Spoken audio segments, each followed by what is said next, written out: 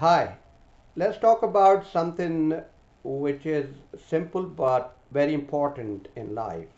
Today, we'll discuss how important human relationships are for your happiness and your overall well being. Evolution has programmed us to find other people the most significant objects on earth. The more our survival became dependent on knowledge instead of instinct, the more interdependent we became. French sociologist Émile Durkheim is commonly cited as the principal architect of modern social sciences. Much of Durkheim's work was concerned with how societies could maintain their integrity and coherence in modern era, where traditional tribal, social, and religious ties can no longer be taken for granted, and in which new social institutions have come into being. In the late 19th century, Durkheim performed a scholarly marvel with his influential paper Suicide, published in 1897. It was a study of suicide rates in various populations based on data from across Europe. So his work shows how societal change or the perception of it can cause people to feel disconnected from society, given changes in norms, values, and expectations, and how this can cause both psychic and material chaos. No matter which way he analyzed the data, Durkheim's study established that people who had fewer social fetters, connections, and responsibilities were more likely to kill themselves. Durkheim concluded that the obligations and constraints of relationships are important for providing a structure and meaning to people's lives. A lot more research since has confirmed Durkheim's findings. Our social relationships are a strong indicator of how happy we are or how long we will live. Look, we are an ultra social species who are full of emotions and need to interrelate and connect with others, to give and take, to love and share, and to belong. And mind you, giving is as helpful as receiving. So, modern scientific studies have established that the closer we are genetically, the more traits we share, from appearance, body structure, intellect, and temperament, to subtler characteristics such as political leanings, drinking habits, and eating choices. But, but, but one characteristic that stands apart is attachment. Attachment tendencies are one of the few aspects of human life that seem to be mostly free from genetic influence. And you can see this quite directly when identical twins display different patterns of attachment to the same caregiver. Research with foster and adoptive children who are genetically unconnected to their foster families has revealed these same patterns. So, what does that mean?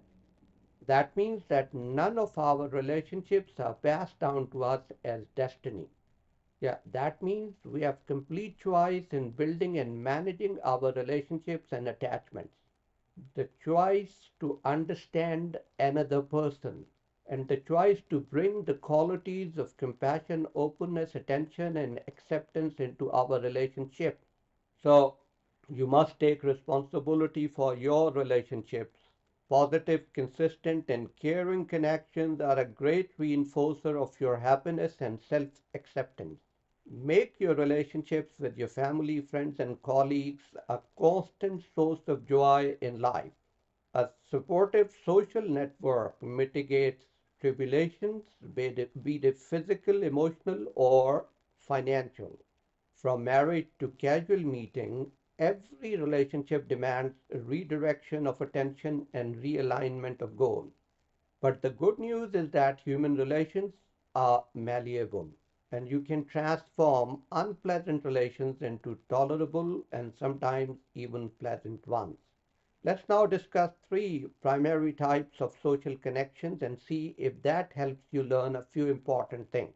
Number one, family.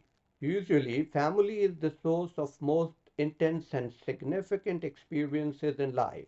It's our first and most intimate social setting.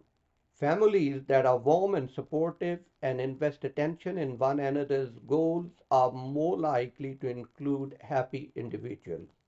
If you are disinclined to regulate personal goals when beginning a relationship, then the relationship is likely to produce disorder in your mind because new models of expectancies will clash with the earlier ones.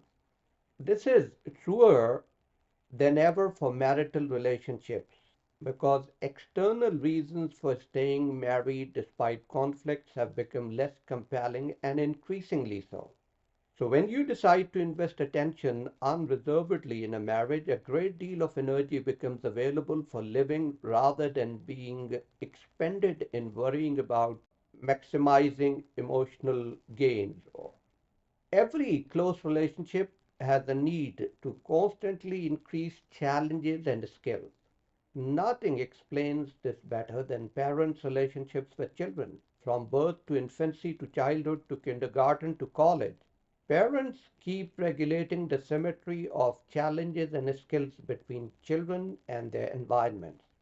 In some societies, by the time of adolescence, there is an additional challenge for parents to compensate for a general lack of opportunities. Opportunities for education, sports, or career that provide a tangible option to develop and display complex skills for youths to express themselves. The relationships where people trust one another and feel totally accepted provide a safe emotional base because you don't have to worry about being up to others' expectations or about unnecessary conformity. And that's why early age emotional security is an important factor in setting a person up for a life of happiness and acceptance. Good families have relationship standards as well as risks attached to violating those standards. Number two, friends. Friends are the family we choose for ourselves based on shared interest, complementary skills, and common goals. We find it easier to be ourselves with our friends because in a gathering of friends, everyone feels authentic and accepted.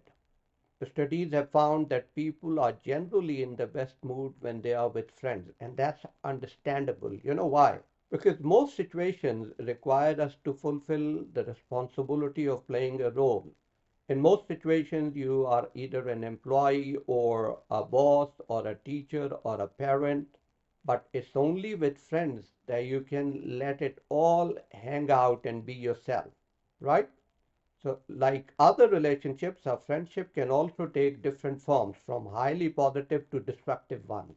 Best friendships are those that foster growth by finding new challenges in one another's company, rather than involving only routine, superficial chit chat and interactions. Thomas Aquinas, an influential theologian of the Middle Ages, was right when he said, "There's nothing on this earth more to be prized than true friendship."